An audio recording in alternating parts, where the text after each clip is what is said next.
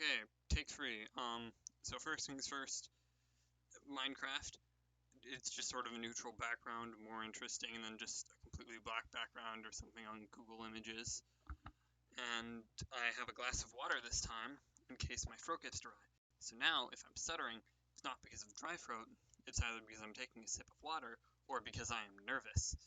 Because this is, the final history project. Also, I'm kind of getting myself set up. I don't really know how to sit properly. I should have gotten situated before I started, but oh well, too late now. So, just first things first, I'm going to take a sip of water.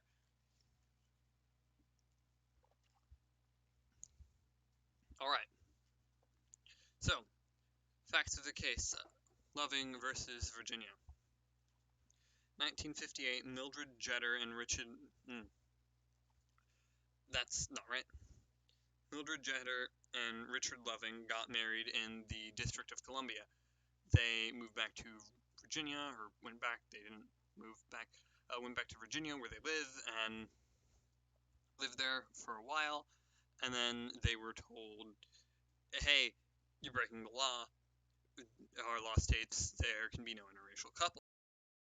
They pleaded guilty and were sentenced to a year in prison, or they just have to not live in Virginia for 25 years. That's the option they took. Washington, D.C. Then, on November 6, 1963, they began their legal fight to get rid of that Virginia law, saying that, hey, this isn't right. So it does eventually make its way to the Supreme Court, where it was a unanimous decision that they were right.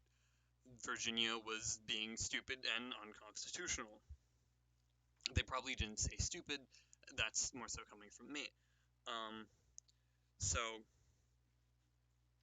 it was decided the laws banning interracial marriage were a violation of the 14th Amendment.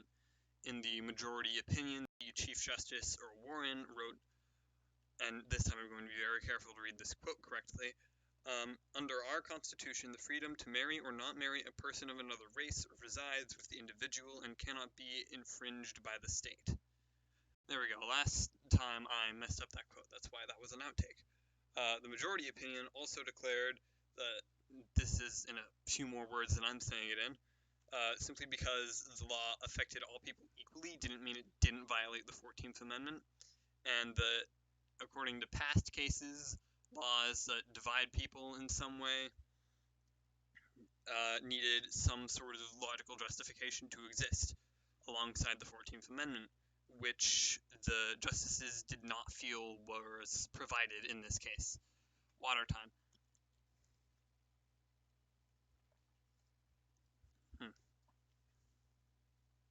So, effects of the case. Logically, the effects are quite vast. This seems like a pretty important case.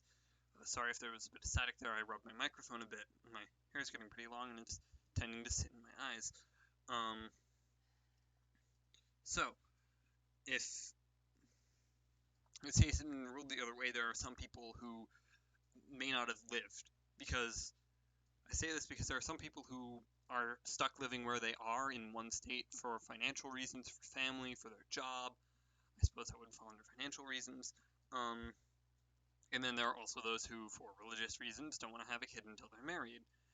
It would be foolish to say that the three groups, interracial couples, people who don't want to have a kid until they're married, and people stuck living in one state, never intersect anywhere. Or, well, I suppose four groups, people living in a state where interracial marriage was banned. Considering there are millions of people in the States, it would be kind of silly to say that there's no... excuse me. Stuttering. Nervous. It would be stupid to say there's no couple in all four categories, and therefore they wouldn't be able to have a kid if the case had been ruled the other way, but in our timeline, they were able to, get married, have kids, and live live to the fullest. And also, logically, this case being ruled this way would bring people hope. Because, hey, more rights for people. That's great.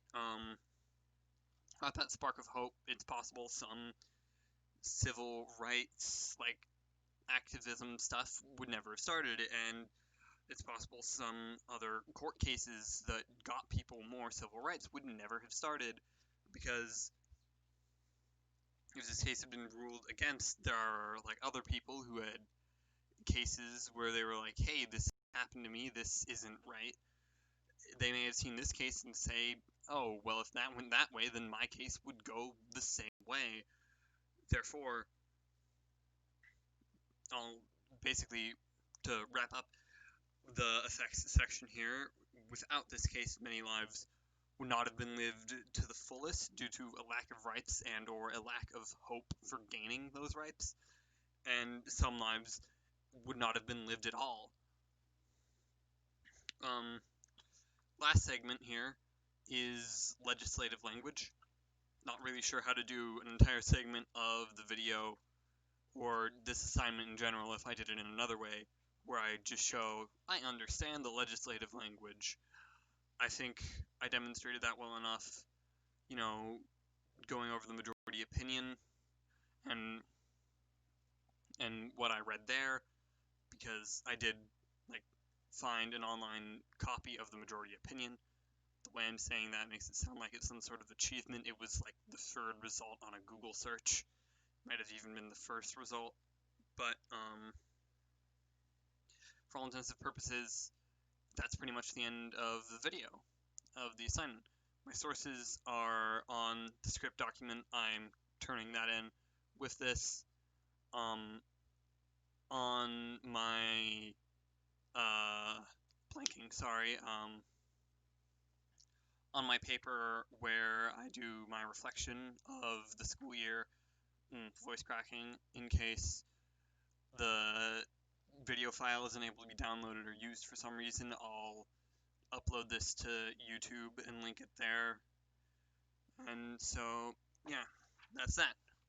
Finally got a good take of this. Gonna exit out.